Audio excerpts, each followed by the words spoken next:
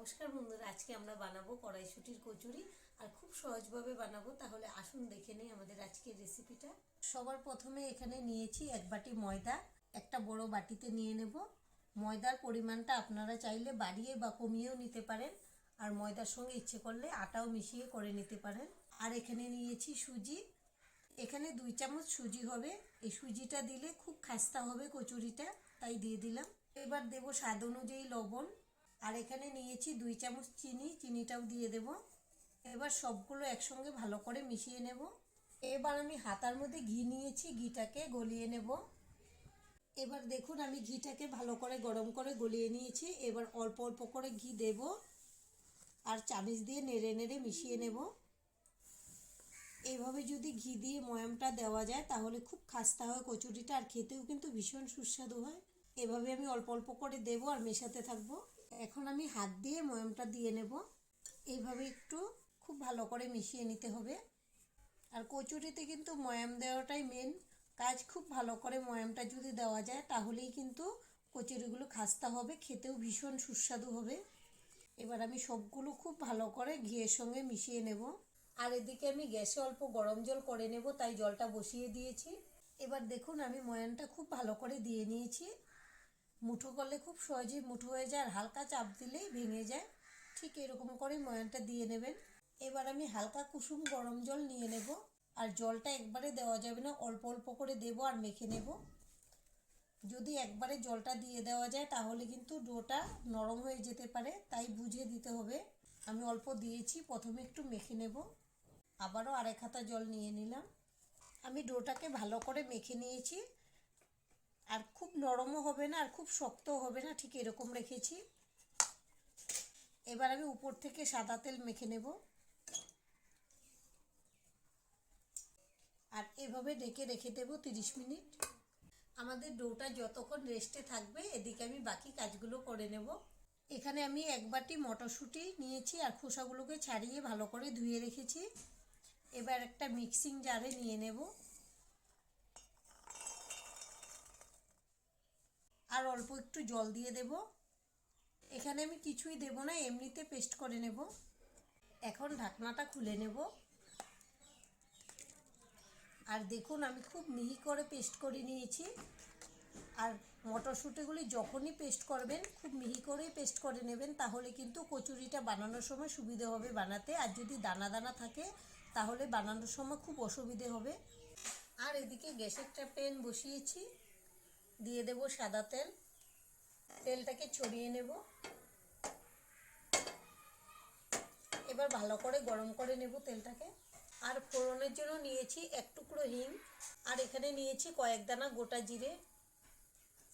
এবার ফোড়নটাকে ভেজে নেব। আর এখানে নিয়েছি 1 ইঞ্চি আদা আর একটা কাঁচা লঙ্কা বেটে নিয়েছি। এবার দিয়ে দেব। আদা আর কাঁচা লঙ্কাটাকে ভেজে নিয়েছি 1 মিনিটের মতো। কাঁচা একটা সেন্ট থাকে, এটা চলে যাওয়া পর্যন্ত ভেজে নিতে হবে। এবার আমি পেস্ট করে রাখা মটরশুঁটিগুলো দিয়ে দেব।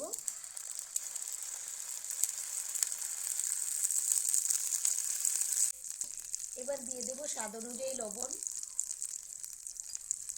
এখন ভেজে নেব। সকালে জলখাবারে হোক বা সন্ধ্যের টিফিনে বা রাতের ডিনারে যখনই করে খাবেন তখনই ভালো লাগবে, এতই সুস্বাদু এই রেসিপিটা হয়। এবার আমি এভাবে নেড়ে নেড়ে ভেজে নেব, যেন একটুকু জল না থাকে।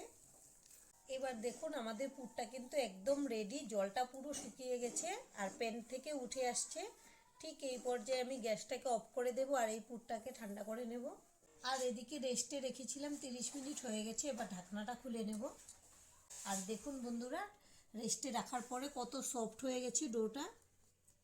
এবার আমি আরেকটু ভালো করে মেখে নেব। আমি ভালো করে মেখে নিয়েছি আরও 2 মিনিটের মতো। এবার আমি এর থেকে লেচি কেটে নেব। দেখুন ঠিক আমি এরকম করে লেচি করে নিচ্ছি।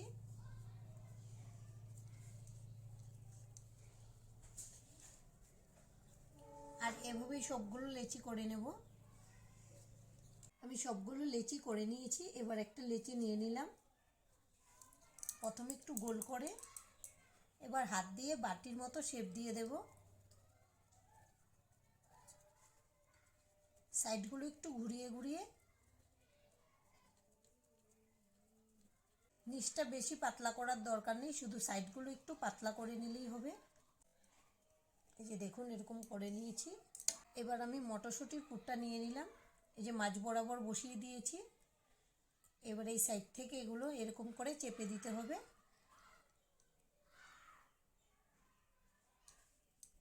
এবার খুব ভালো করে এই জায়গাটা একটু মুড়ে দেব। এই যে মুড়ে ভালো করে আটকে দিলাম। এবার হাত দিয়ে ঘুরিয়ে এটাকে গোল করে নেব। এই যে দেখুন পুরো আটকে গেছে।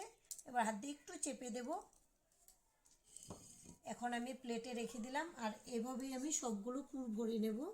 আমি সবগুলো লেচির মধ্যে পুরটা ভরে নিয়েছি। আমি একটু ময়দা ছিটিয়ে দিলাম। এবার একটা লেচি নিয়ে নিলাম, হাত দিয়ে একটু চেপে দেব, ওপর থেকেও ময়দা দিয়ে দিলাম। এবার বেলে নেব। আমি ময়দা দিয়ে বেলছি, আপনারা চাইলে কিন্তু সাদা তেল দিয়েও বেলে নিতে পারেন। এবার উল্টে নেব।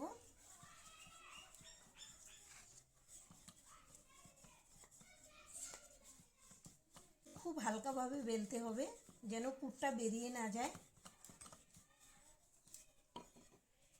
দেখুন বন্ধুরা, আমি বেলে নিয়েছি, আর ঠিক এরকম সাইজ করেই আমি বেলে নেব।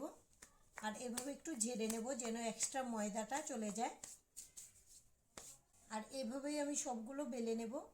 দেখুন আমি সবগুলো কচুরি বেলে নিয়েছি। আর এদিকে গ্যাসে একটা কড়াই বসিয়েছি, দিয়েছি সাদা তেল। তেলটাকে ভালো করে গরম করে নিয়েছি। এবার আমি একটা কচুরি তেলের মধ্যে দিয়ে দেব।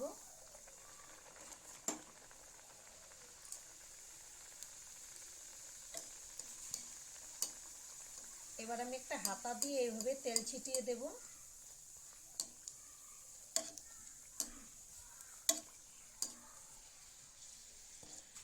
এখন উল্টে দিলাম। আর বন্ধুরা, আমাদের এই রেসিপিটা দেখে আপনাদের যদি ভালো লাগে একটা লাইক দিয়ে দেবেন। আপনাদের একটা লাইক আমাদেরকে অনেক উৎসাহ দেয় নতুন নতুন ভিডিও বানাতে। আর আমাদের পাশে থেকে আমাদের চ্যানেলটিকে সাবস্ক্রাইব করে নেওয়ার জন্য অনুরোধ রইল।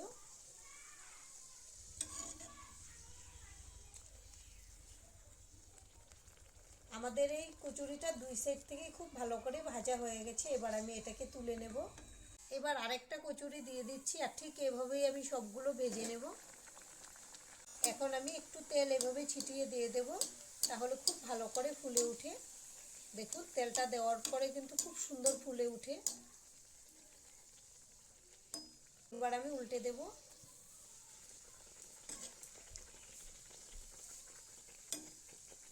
খুবই সুস্বাদু হয় এই কচুরিগুলো, আপনারা একবার বাড়িতে বানিয়ে খেয়ে দেখবেন। আশা করছি সকলেই ভীষণ পছন্দ করবে।